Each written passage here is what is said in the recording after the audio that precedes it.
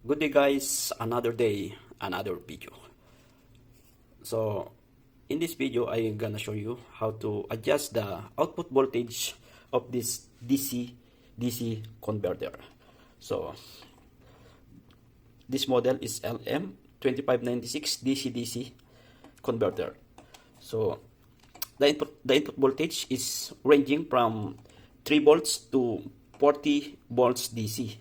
And the output, this is the output, positive and negative, ranging from 1.2 volts to 12 volts. So ipapakita ko sa inyo mga kamaster kung paano i-adjust itong DC-DC converter. Ito yung kanyang ating power supply na ating gagamitin. So ito yung positive at saka negative. So gagamit lang tayo ng 5 volts. As you can see, ito yung kanyang input positive and input negative. So, iset natin yung ating tester. So, bali ito yung kanyang input at ito yung kanyang output. So, sukatin natin yung kanyang input.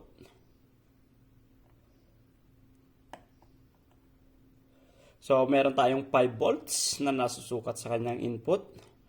So, ang kanyang output ay meron tayong 1.2. So,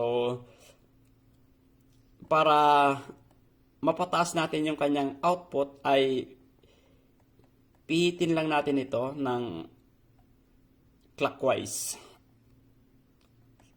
So, bali ang kanyang output ngayon ay 1.2. So, pataasin natin yung kanyang output.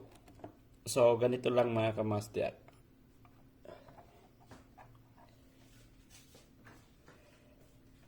Gamit yung ang inyong flat screw, yung maliit na flat screw. So, bali, pihitin lang natin to ng clockwise. So, ayan. Dahan-dahan lang natin pihitin. As you can see, umangat na yung kanyang voltage. So, naging 1.7. At yung kanyang LED, at nakikita yung kanyang LED ay nagiging brighter na siya. So, ayan. Habang tumataas yung kanyang voltage, ay nagiging brighter yung kanyang LED output. So, ayan. Naka 3.4 na tayo. 4.2. So, 4.4. So, 4.4 tayo. So, ayan na yung kanyang maximum na voltage. Pag yung ating input ay 5 volts, ang ating maximum na voltage sa kanyang output ay 4.4 lamang. So, try nating pataasin yung kanyang input. Tapos, sukatan natin yung kanyang output. So, pause lang muna natin. So, bali, ito na siya. Dinagdagan natin yung kanyang voltage input. So, sukatin natin ngayon yung kanyang voltage input. So, meron tayong 15 volts. Meron tayong nasusukat na 15 volts. So, try nating pataasin pa yung kanyang output voltage. So,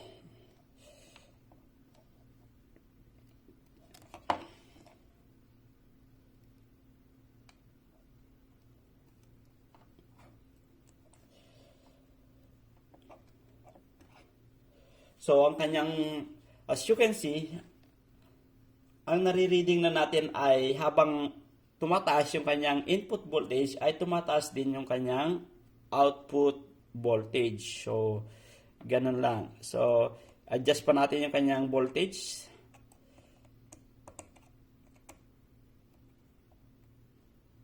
Pihitin lang natin ng counterclockwise. So, ayan, nasa 7 volts na.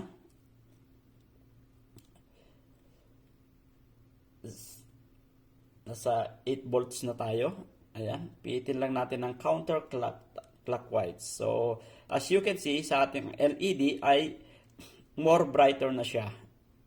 So, ayan, nasa 10 volts, 11 volts, 12 volts, 8 volts, 13 volts. So, bali wag na nating pataasin pa. Kasi ang ating output ay nagre-ranging lang ng 1.2 to 12 volts. So, baka masira yung ating DC to DC converter. So, hanggang 12 volts lang yung ating pwedeng i-load sa kanya.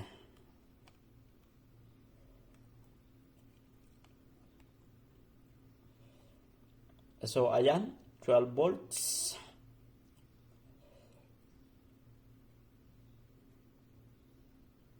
So, pag tinasan pa natin yung voltage, pwede nating pataasin pa yung ating output voltage hanggang 24 volts. Hanggang 15 volts, 24 volts, something like that. So, ganun lang mga kamaster.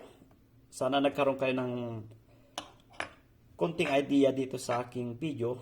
Kung bago ka pa lang sa aking channel, huwag kalimutang mag-subscribe at hit the bell button para ma-update ka sa aking mga susunod pang mga video.